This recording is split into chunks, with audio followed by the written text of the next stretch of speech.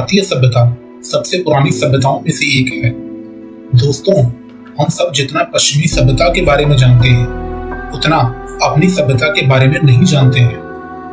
हमारी प्राचीन भारतीय सभ्यता इतनी समृद्ध थी, इसका अंदाजा आप इसी बात से लगा सकते हैं कि जब सारा विश्व शिकार करके भोजन जुटा रहा था, उस समय भारत में रहने वाली सभ्यता ने आधुनिक शहर विकसित कर लिए थे।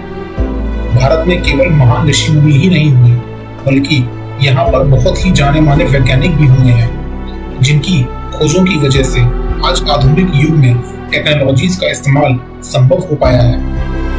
आज हम उन्हीं योगदानों के बारे में बात करेंगे, जिससे आपको अपने भारतीय होने पर गर्व महसूस होगा।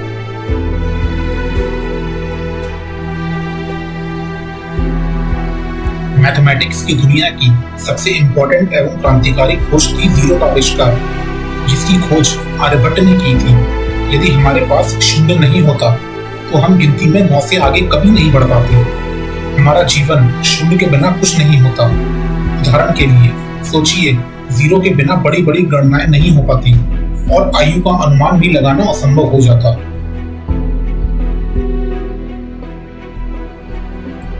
हम सभी बाइनरी नंबर्स की उपयोगिता को जानते हैं।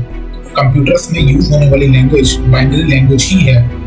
छंद शास्त्र के लेखक पिंगला ने सबसे पहले आधुनिक बाइनरी नंबर्स का कॉन्सेप्ट प्रस्तुत किया था। पिंगला ने नंबर्स को डिनोट करने के लिए 2 कॉम्बिनेशंस का यूज किया, जिसमें लघु एवं गुरु ठीक वैसे ही हैं जैसे बाइनरी सिस्टम में 0 और 1 का यूज किया जाता है।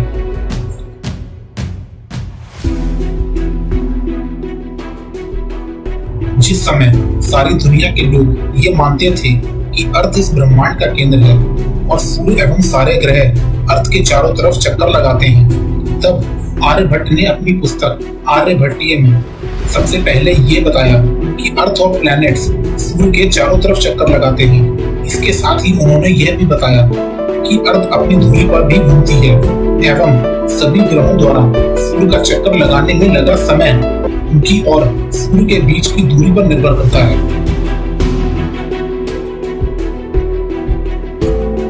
दंत चिकित्सा विज्ञान की एक शाखा है जो दांतों के विस्तृत अध्ययन से संबंधित है। इसमें अध्ययन, रोग का निदान, बीमारी से बचाव और उपचार शामिल है। सिंधु घाटी सभ्यता से प्राप्त साक्ष्य बताते हैं कि 7000 बीसी से पहले दंत चिकित्सक भारत में मौजूद थे।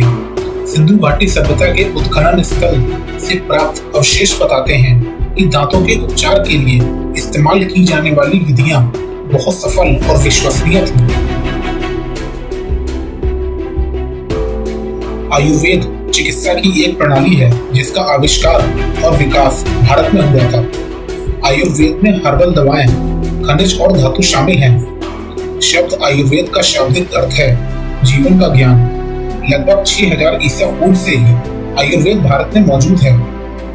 चरक संहिता और सुश्रुत संहिता संस्कृत में लिखी गई प्राचीन पांडुलिपियों में आयुर्वेद के बारे में वर्णन है।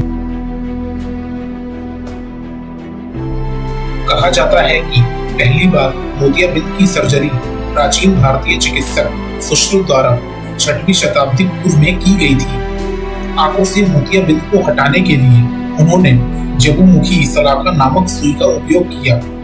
मोतियाबिंद को हटाने के बाद आंखों को बैंडेज से कुछ दिनों के लिए बांध दिया जाता था, जब तक कि वो पूरी तरह से ठीक ना हो जाए। सुश्रुत के सर्जिकल कार्यों को बाद में अरबी भाषा में अनुवादित किया गया और अरबों के माध्यम से उनके कार्यों को पश्चिमी सभ्यता ने जाना।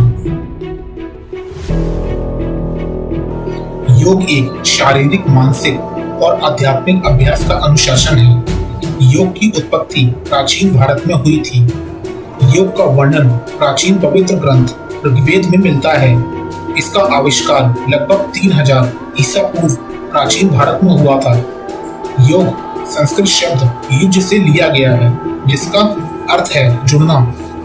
ये हमें हमारे शरीर को दिमाग से जोड़ने में मदद करता है।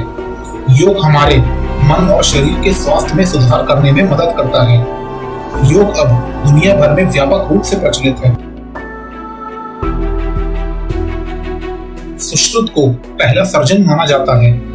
6वीं शताब्दी ईसा पूर्व में सुश्रुत द्वारा लिखित सुश्रुत संहिता को प्राचीन शल्य चिकित्सा में सबसे व्यापक पाठ्य पुस्तकों में से एक माना जाता है।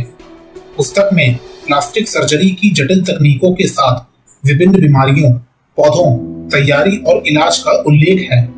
सुश्रुत संहिता का प्लास्टिक सर्जरी में सबसे प्रसिद्ध योगदान नाक का पुनर्निर्माण है, जिसे राइनोप्लास्टी भी कहा जाता है।